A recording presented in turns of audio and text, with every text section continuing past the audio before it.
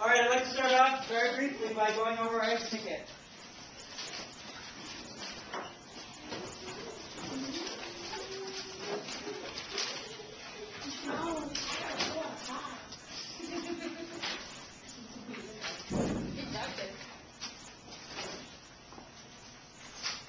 Assessments in my classroom to basically do a pulse check every day, or whenever I'm assessing, to see what my students have learned in the class, and also to see what I've taught.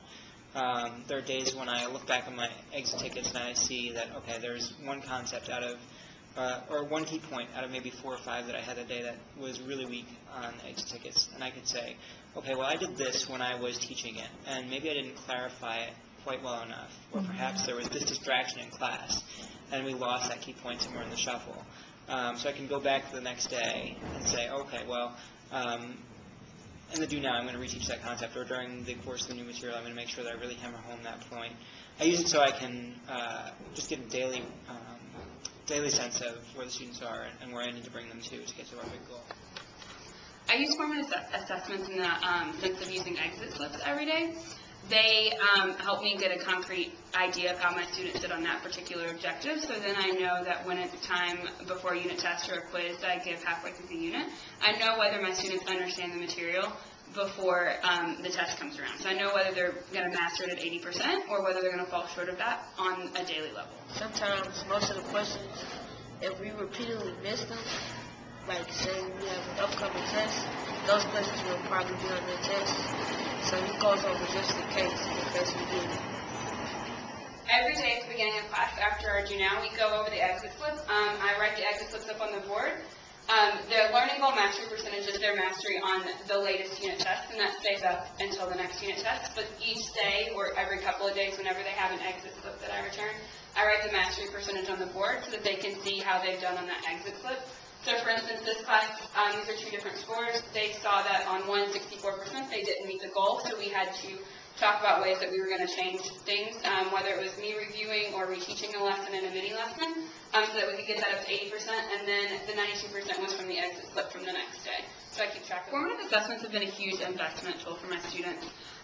They love seeing their averages every day on whether on the exit slips they let you know if they're at 80%, they want to know what they need to do to get to 80%.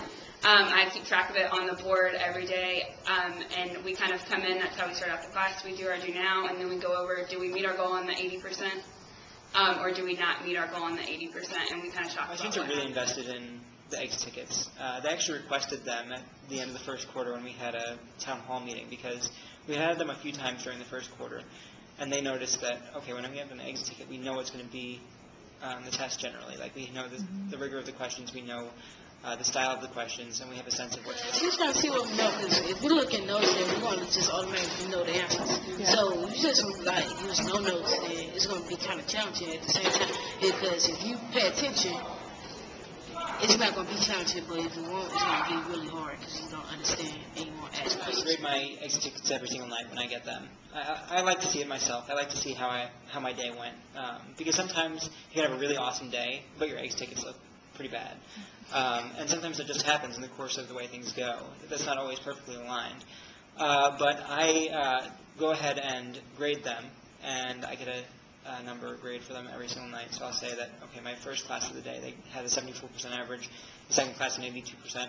I kind of assess what went differently in the different classes that caused them to have different averages in the end. Mm-hmm. And I also try to figure out what I did as a teacher. What did I do in new material to hammer home those key points? What did I do during my guided practice? What kind of guided practice did I use? And this way I can get a sense over time, like what guided practice strategies work best. And I actually can find a trend of what kind of learning styles work best for my students. And it's not always the same for every class. As I'm growing as a teacher, this is certainly not something that I started off with, but as I'm growing as a teacher, I can differentiate a lot more for the different classes and the different styles.